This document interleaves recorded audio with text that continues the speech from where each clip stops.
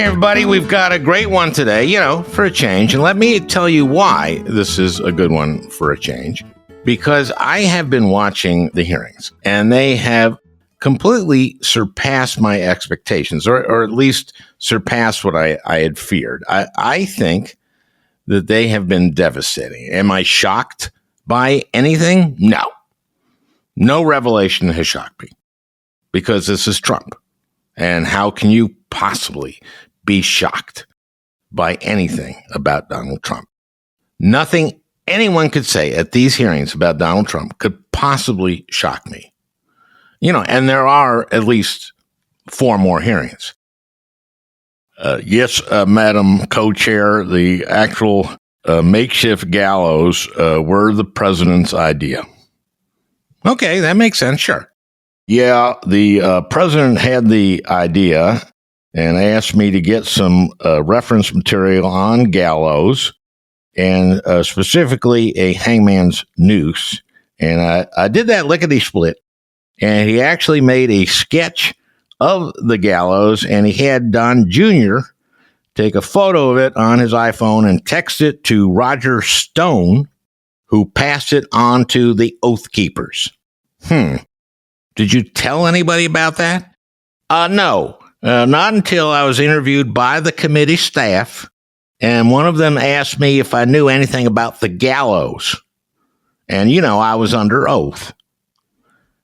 And I'm sorry, but I usually don't depart from our planned line of questioning, but it just occurred to me, is there anything else odd that the president did or asked for in the lead up to January 6th that was telling about his state of mind?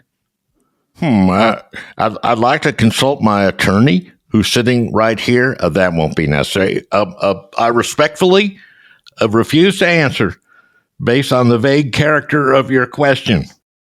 Okay, no, never mind. I'm sorry. Okay, what the hell? Just curiously, during the 3 hours of the riot, did the president ever dance a jig? Yes. Can you tell us about it? Yes, there was a misreport that the crowd had found the vice president and was tearing him to pieces. And that's when President Trump danced a jig? Well, I'm not exactly sure the legal definition of a jig, but it was clearly a celebratory dance of some sort. I mean, would you be shocked if we heard that in the next hearing? And then commentators would be asking, do we really think it would be wise to indict a former president? Here's my take. The only thing worse than prosecuting Donald Trump is not prosecuting Donald Trump. Judge Ludig was right. Donald Trump and his allies continue to pose a clear and present danger to our democracy. And by the way, I was just on CNN. I said that all these Trump-Pence people who testified are not heroes. If they had spoken out before January 6th, there would be a number of people alive who are now gone. But even if they hadn't come out before January 6th, why didn't they speak up during the impeachment? The whole point of the impeachment was to make sure that this sick, dangerous man could never run for office again. Look, I have no idea how this is going to play out with Trump supporters. Will it make any difference? I don't know. I kind of don't think so. And they do present a clear and present danger to this country. They are running MAGA candidates for secretaries of state. We know from these hearings, they came close on January 6th. They're now looking at where they fell short. Not controlling the administration and certification of elections. Ludig is right. Today's podcast is about how we got here.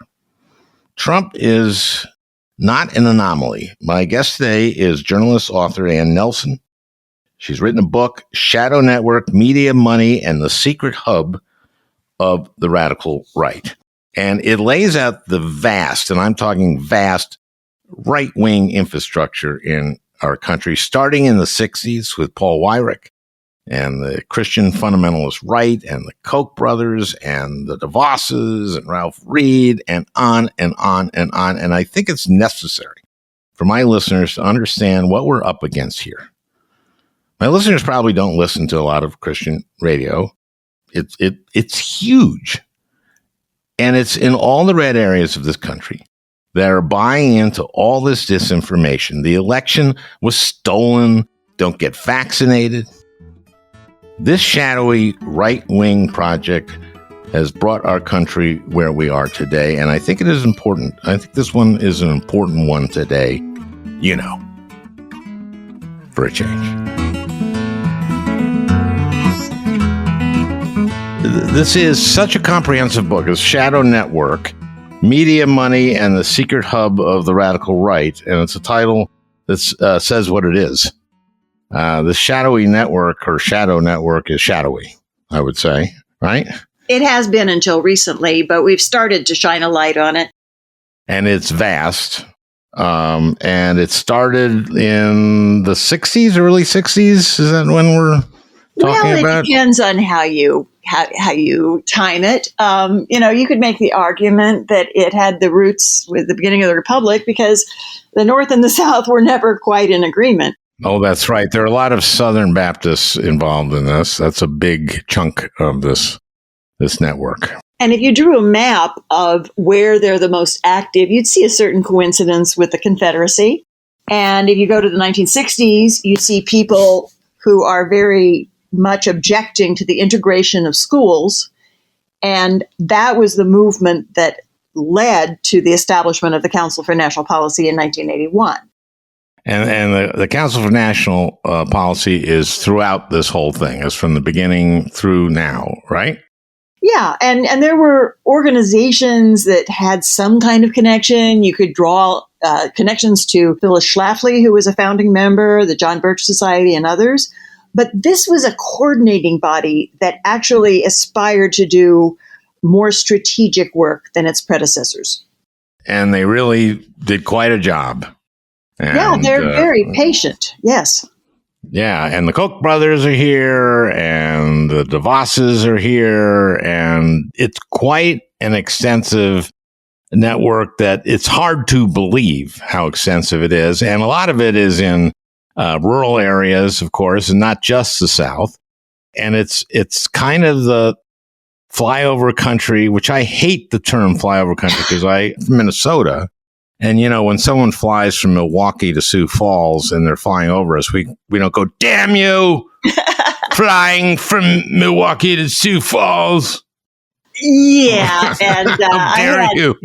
college classmates who would tell me that Nebraska didn't exist. I spent part of my childhood there because they'd never gotten a postcard from Nebraska, so therefore it didn't exist. So to get a handle on this book, it really takes us throughout this, and it's the vast is a word. Now, what did Hillary call it? And that kind of tarnished the vast right-wing conspiracy. But right. It is.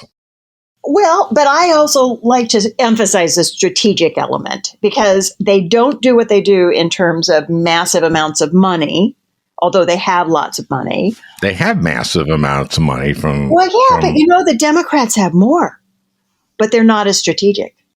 They are remarkably sophisticated.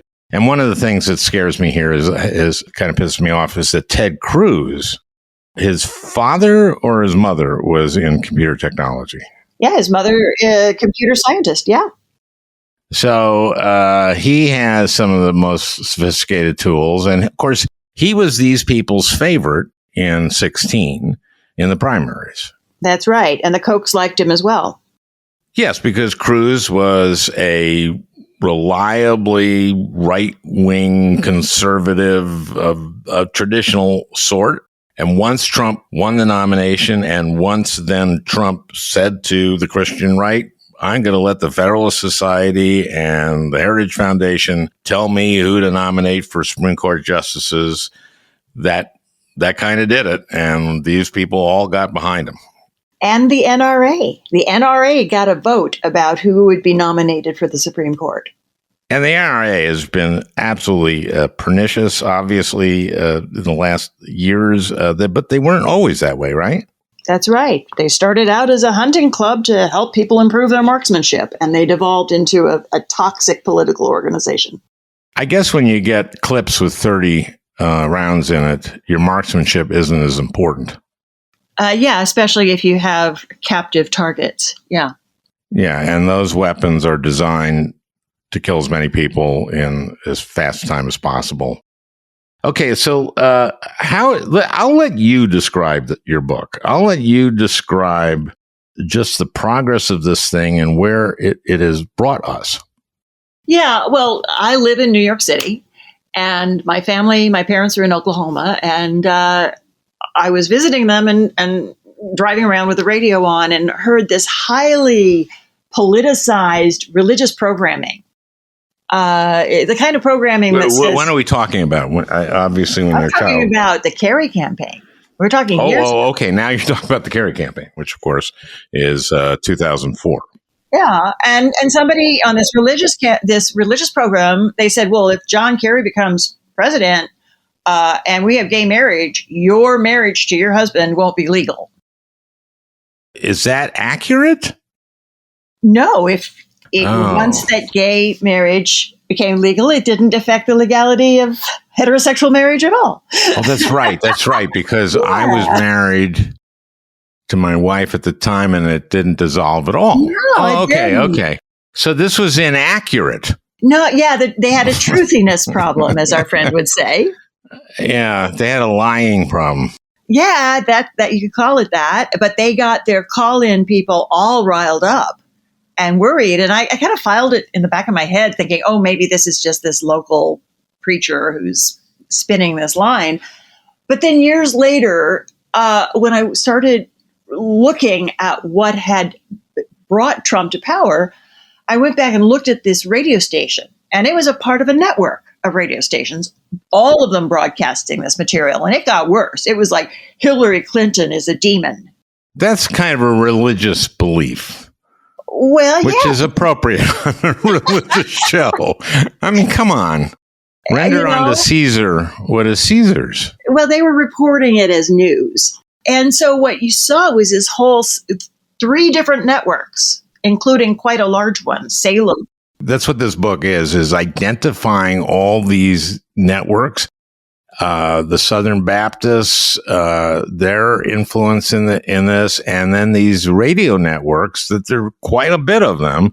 And it's one of the problems that Democrats and liberals have, which is we don't have any presence in these red counties and these red areas that you see when they color the map. We're just not there. And people are only getting this, essentially. And it's gotten worse. It's gotten worse and worse and worse as the business model for local newspapers and local radio has gotten worse and worse and worse, right? It's basically collapsed.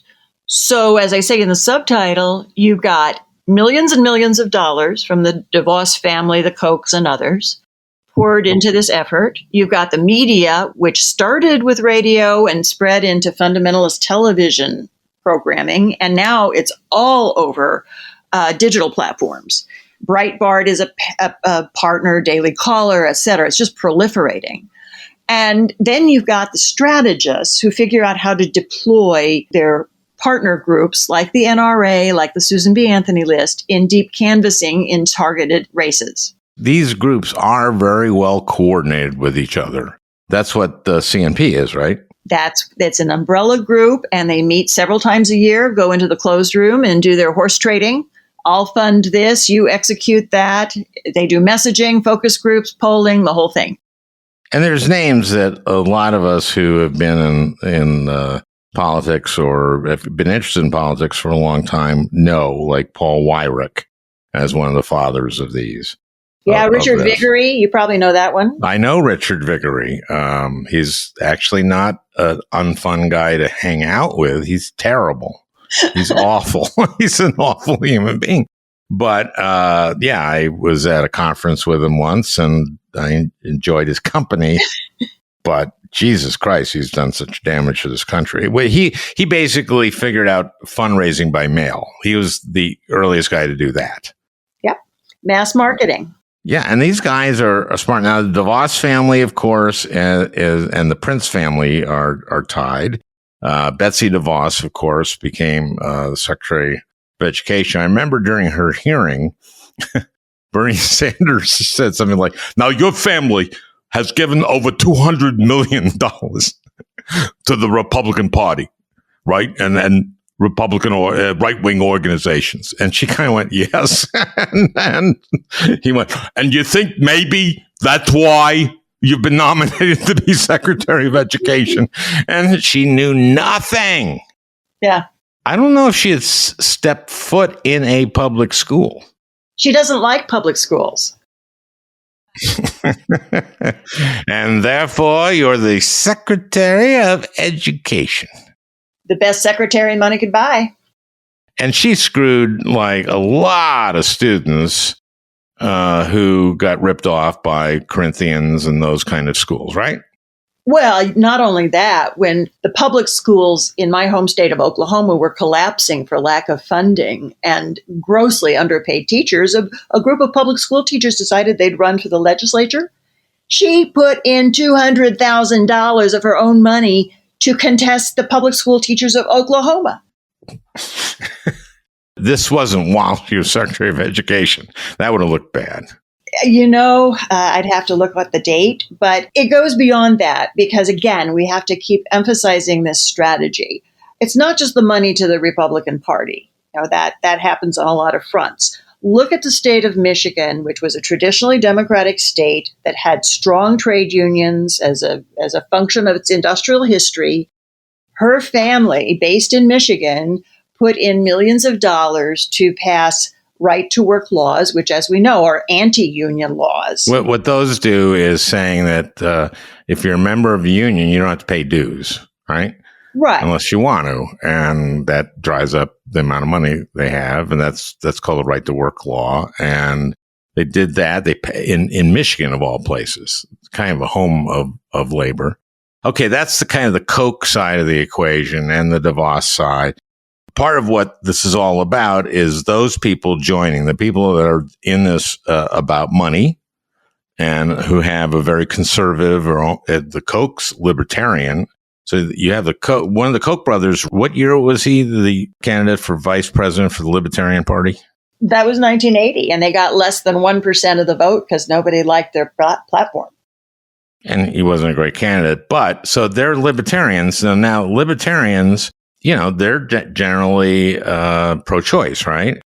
There's a whole bunch of issues where they're completely at odds with the religious right, right? Well, that's why I think the root of this whole movement is money and greed. Including the Christian side, the Christian right side. There's a lot of these preachers who ended up getting in trouble for, stealing money. Right? Or just accumulating a lot of money. Oh, there's the gospel. What is it called? The gospel of wealth? Prosperity gospel. The prosperity gospel. The prosperity gospel, which is if you believe in God and you give to the church, then God will smile on you and you'll become prosperous. And that if you're a prosperous person, it means that God loves you. So it's an all-encompassing thing. It gives you righteousness for getting wealthy. And it also gets the church a lot of money because people are giving it. And then people testify to, I gave some money to the church and bam, I got it tenfold the next week. Yeah. And the preachers get very prosperous indeed. It's really sickening. I'm Jewish, right? Okay. I admit it. But that didn't seem to me, from the brief familiarity I have with Christianity, and if you live in the United States and you're Jewish, you're paying attention. Well, yeah, and I'm Christian, and I've combed the words of Jesus in the red letters in my Bible, and I can't find any of that in there. No, I mean, he's quite the opposite, right? The meek shall inherit the earth. It's easier for a camel to go to the eye of a needle, something like that, you Christians. No, I think they take razor blades and cut out the Beatitudes, I don't know the Beatitudes. Well, blessed are the meek, blessed are the poor, blessed are the widows, right? Oh, okay. That's all of those. And somehow they're first on the hit list for these people. I know the New Testament as well as Donald Trump. Probably better. So 2 Corinthians was, somebody took the blame for that because he just wrote it out for him and didn't whisper it in his ear. Trump was a transactional candidate. This was all about quid pro quo. He really paid the minimal lip service to the religious elements of it, and they gave him a shopping list that he actually fulfilled. Can you give me, and I'll give you either 2 minutes, 5 minutes, 7 minutes, whatever you think you need to give your explanation of what this is, what your book is, how the right wing has done this since the early 60s. Okay. You want to give it a shot? Okay. Yeah, give it a shot. So Paul Ryrick sits in a room with a bunch of Democrats in the 1960s. And he says, they're coordinating these different groups, and that seems to be working pretty well for them. We got the civil rights people and the feminists and all of them in here doing, housing policy. We can do that. So he is one of the conveners of this group, and he gets televangelists like Jerry Falwell and Pat Robertson in the room. He gets strategists like Richard Viguerie, Morton Blackwell, an unsung hero of their movement, who is all about recruiting and training candidates and election workers. He brings the money people in. A lot of them are fossil fuels, oil moguls from Texas. And 1981, they found this group. They have someone named Ralph Reed who advises them that there are 18 million evangelicals in the country who are not politically engaged. So if they put together their own system of media to reach them, enlist the churches to tell these people how to vote, make them identify certain issues that they haven't identified before by basically lying. And let's talk about abortion, where they tell them that Democrats believe that any woman should be able to get an abortion on demand up to the day of birth. That's what they say, Democrats say. Ted Cruz says this in... So does Trump. But it's not true. But if they tell people and they believe it, they think that it's horrible, which I understand, but it's not true.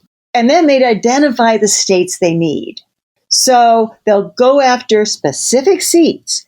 And you have the Democrats campaigning and doing their door-to-door canvassing. You've got the Republicans doing theirs. And then you've got this third group that often goes under the radar that has millions of interactions with these voters.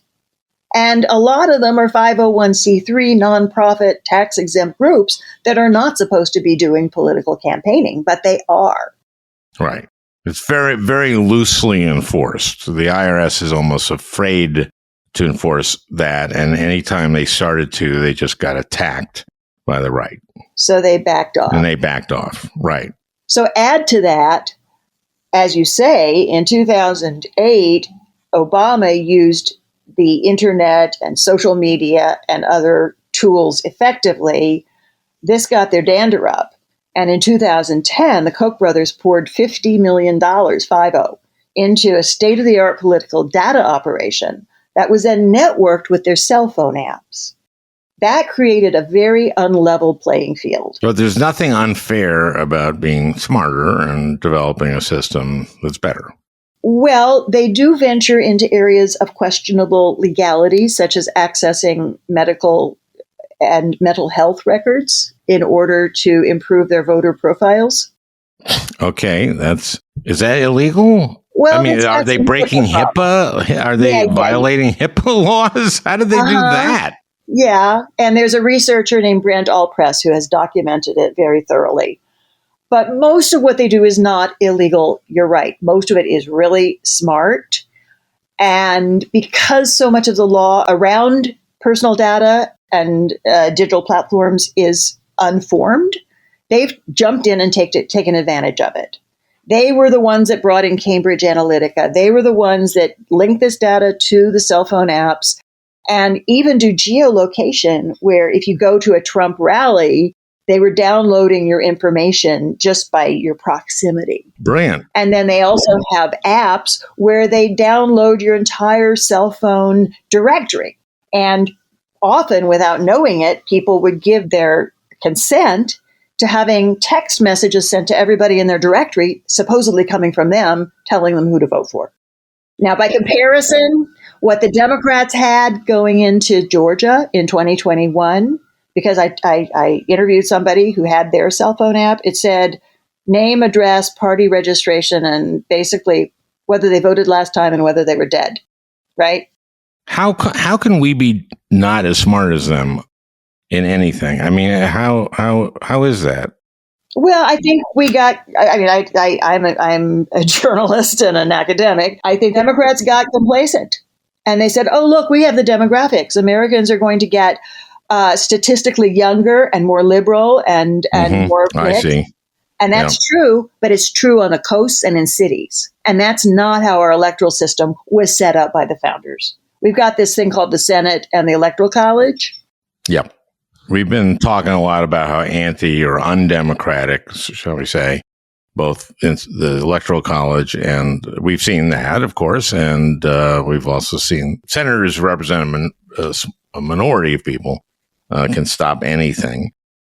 Let's talk about their media, too, because there's also, in addition to this Christian media, which I think my listeners may not understand is as vast as it is, because I don't think my listeners access it very often. But the Rush Limbaugh and the Rush Juniors, all the local right-wing radio, and then, of course, Fox, that is also part of this architecture, right?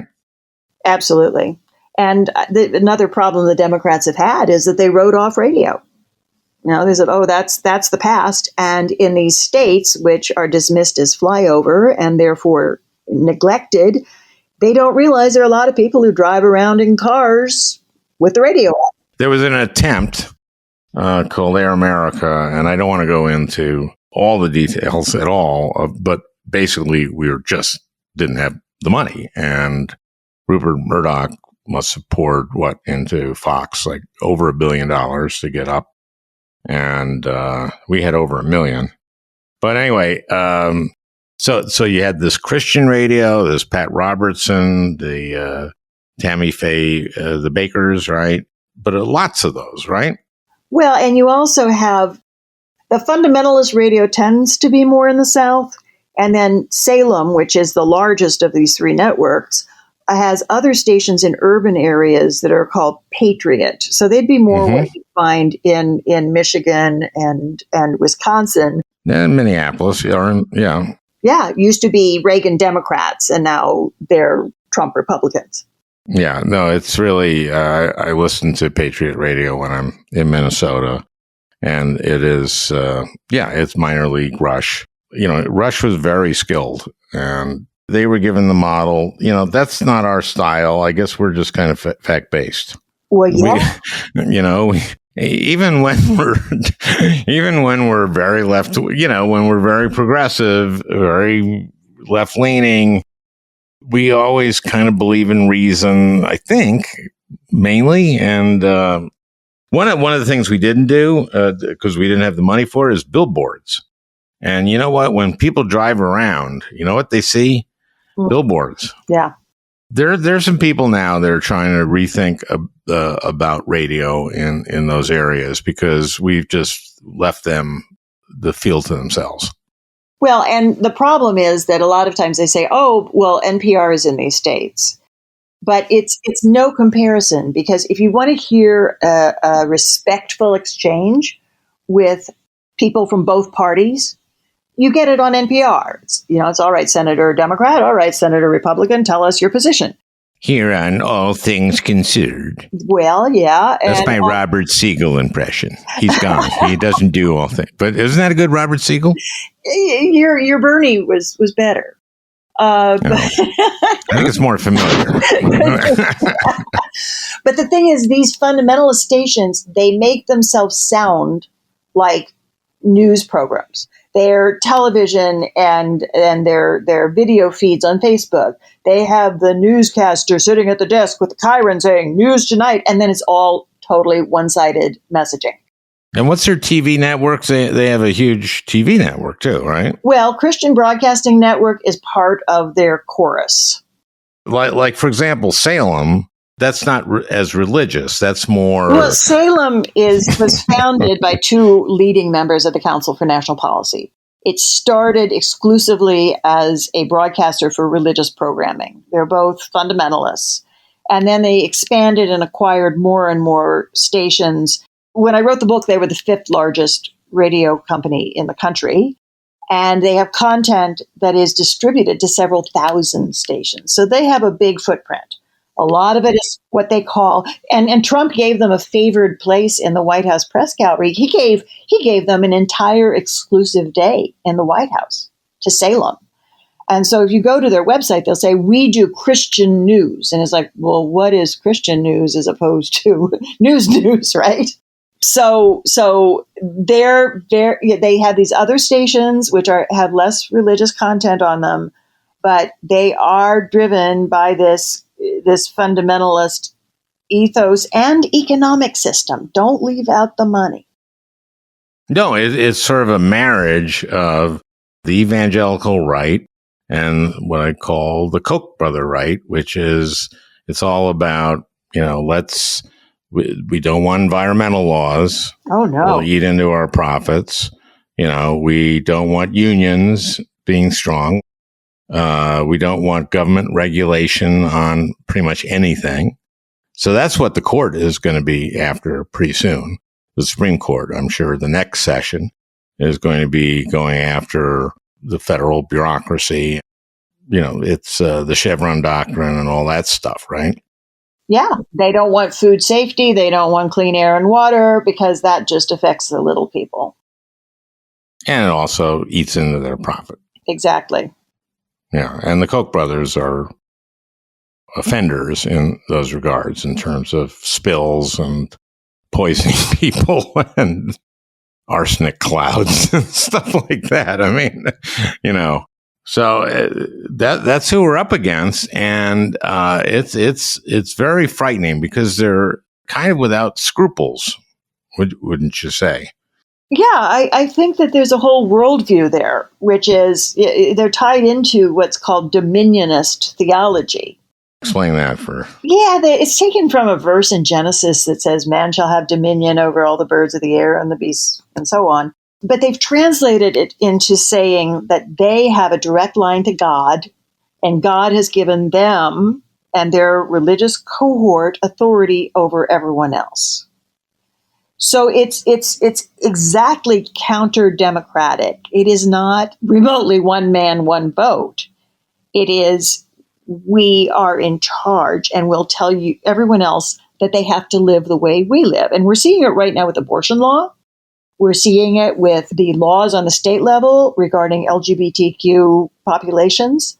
And they have another organization that's part of the Council for National Policy called ALEC, the American Legislative Exchange Council. Which is huge. And ALEC basically writes these laws that go to state legislatures, and the Republican state legislatures pass these kind of cookie cutter laws. That's right. And then they leverage them to multiple states. So you get a truly alarming state law about abortion in Texas that sets up this vigilante justice system.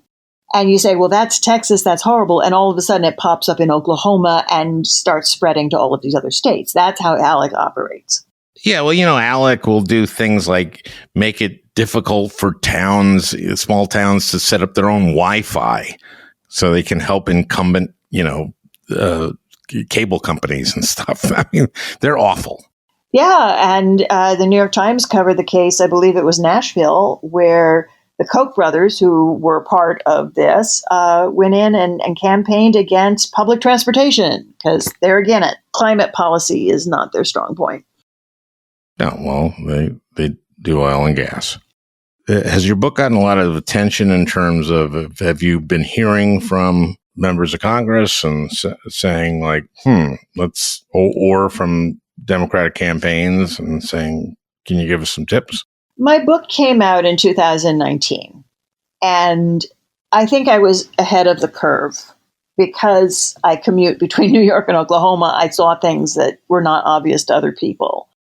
And so initially, friends and colleagues in the major media, and we're saying, oh, we don't know if they matter that much. That changed started after January 6th, because there were a number of figures from the Council for National Policy, including Ginny Thomas, Clarence Thomas's wife, Cleta Mitchell, who advised Trump on stealing the elections, and various others who were front and center and are of great interest to the January 6th committee. And so all of a sudden, I was being quoted in the Washington Post and interviewed in various places. Interestingly enough, the people from government who've turned to me have been high-ranking former Congress people. I get the sense that those who are in Congress now, I know that people have tried to draw their attention to the book, because I really tried to write it as a way of lifting the hood for how these people operate and really illuminate it. It's just valuable to know this stuff for my listeners and for everyone who cares about this country in terms of our politics, because this really is a much more elaborate architecture and older and scarier than I think a lot of people understand. I think also that people don't see that they changed the paradigm. And you still, there's a piece recently that said that, President Biden felt that if he got good coverage of a speech in the newspapers, he was home free. And what these people have figured out is that you have these huge voting blocks that don't read newspapers, right? Hillary Clinton got the endorsement of 99 out of 100 biggest newspapers in the United States. But these people have figured out how to go around and work on radio, work with social media and messaging that can go viral. So they've set up their own paradigm. And if they don't get good coverage in the New York Times, they don't care that much, because they have their own way of working. And not only that, so much of the Democrats' media is focused on the coasts, because those are their more natural constituencies. And then the people in the large cities in the United States who would read the coastal media. So what these people have figured out is how to activate and energize voting blocks that are at a remove from those media systems. Yeah, because if you're in Oklahoma, you're not reading a lot about Oklahoma in the New York Times. No, you're not. You're reading about Queens. I mean, and you're reading about, international news. The Times is a great paper. But as we all know, people also hunger for local news. And that's also what gives a lot of news organizations their credibility.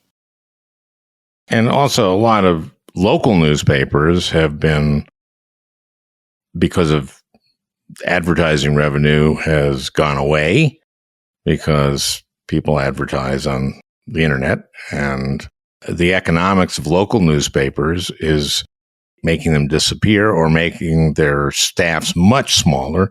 You point out that the number of writers for newspapers, local newspapers that are covering the state legislature, has just been cut dramatically. Yeah, it has. You and I grew up in the Midwest, and my experience was that people would get the newspapers so they could read the high school sports scores and get the grocery coupons, right? And then they could absorb news as osmosis. And that whole system has changed, and I think that these people have figured out the workaround a lot faster. And the other problem that I see is that the Democrats have been very wedded to spending their money on television advertising. And so this Council for National Policy organizations. That's the organization we started with. Yeah. That's this huge organization that's been around, that Wyrick and those others started, and that's been coordinating this whole architecture for decades. Right. So they figure out, first of all, how to do more targeted advertising, much of it now on social media platforms, and how to link it more directly to the voters that they, and also to deploy the churches. I think this is really reprehensible. They have a pastors organization with tens of thousands of pastors, And they give them voter guides that are put in the church bulletins. These voter guides, they give them videos to project in the sanctuary. They give them sermons they can download. So they're really abusing the religious organizations of our country. And there's a growing number of pastors who object to this. They're like, we're not, political shills.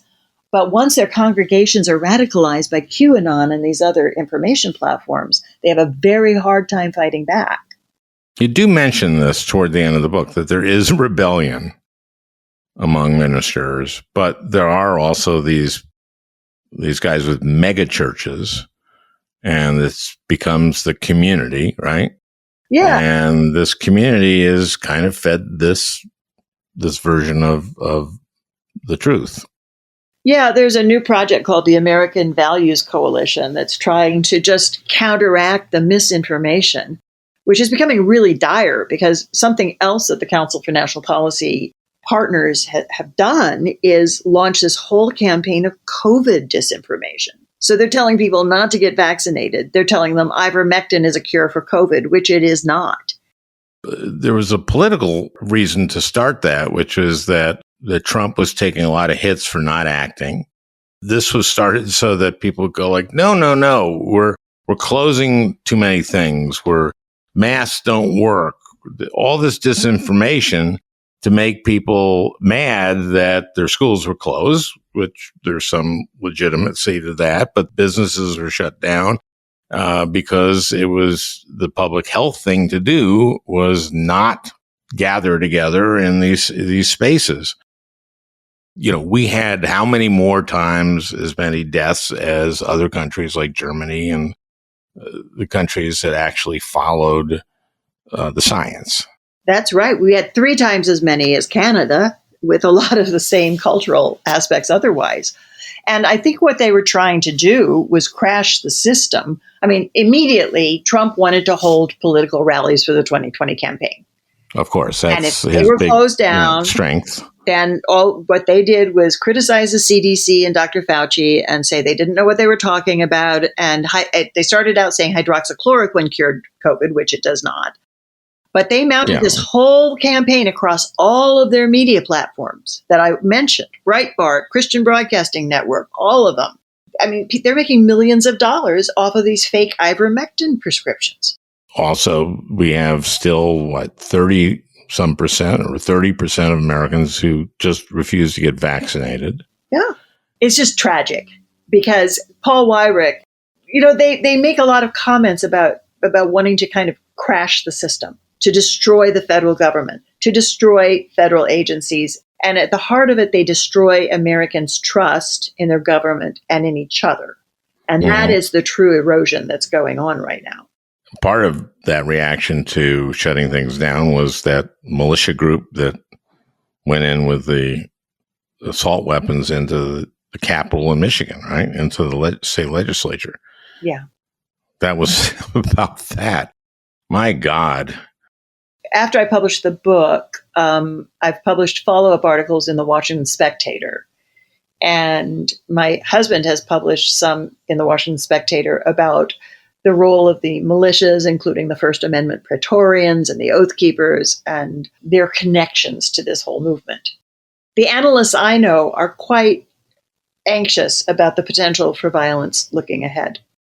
But what we urgently need is more information on what happened after January 6th and looking ahead. Because even with the arrests that they've made, they've only scratched the surface of these groups. We know they're heavily armed. Really, the way people should think about it is that when they failed to keep Trump in office through the various plans that they executed over a matter of months, they did what they always do. They went back to the drawing board. They said, where are the weak spots in our plan? Let's fix them. Each link of the chain, right? So that about the state elector slates and replacing the voters' electors with the Republican legislature's electors. Well, let's fix that with local voting laws. So they have gone through each step, and it takes a lot of work to even keep up with them. Yeah, they're talking about okay, where was our weak point here? Oh, I know. It was in counting and certifying the votes. Yeah. And that's what they're trying to do. They're trying to take over the Secretary of State position in all these states. They're also trying to make it harder to vote in any way they could. They're working on the active duty military. They are busy on a number of fronts. And it's going to take a lot of research and a lot of urgent attention to document what they're doing and figure out how to reinforce the democratic principles. That's what you really draw from this book. It's just for how long they have worked and the importance of countering this. And I don't think we can counter it till we understand it. So thank you for this book. If you read this, you'll be kind of stunned by just how integrated and how powerful this is and how effective it is, and what we do have to counter. Yeah, and I don't think the Council for National Policy got the time of day from the national press until January 6th. And my book is the only book in existence that is about not just the Council for National Policy, but its affiliates and its MO, right? The media, the money, and the coordinating principle. And I think our listeners probably knew that something like this existed, and there was a lot of, but my God, it's a very comprehensive book. Well, it is. And, I was talking to somebody who was like, I don't like footnotes in books. And I'm like, well, I put in 1,000 footnotes with the link so people can see for themselves the research and go straight to the source and build on it. Because this isn't just about me and my book. This is about our country, our democracy. This is a moment of truth. Yeah, this is kind of the opposite of an Ann Coulter book, where every footnote is designed to be misleading. And you cite other books like Jane Mayer's book on the Koch brothers. Yep. And you have obviously a lot of other sources, but this is very important for our side to understand. Well, thank you, Ann. The name of the book is The Shadow Network, and we like to highlight the way the right-wing lies have brought us to this perilous moment, and we're gonna keep doing that. Well, I hope you stay at it and double down. Well, I hope you enjoyed listening. That beautiful music is by Leo Kottke, the great Leo Kottke. I want to thank Peter Ogburn for producing this podcast. We'll talk again next week.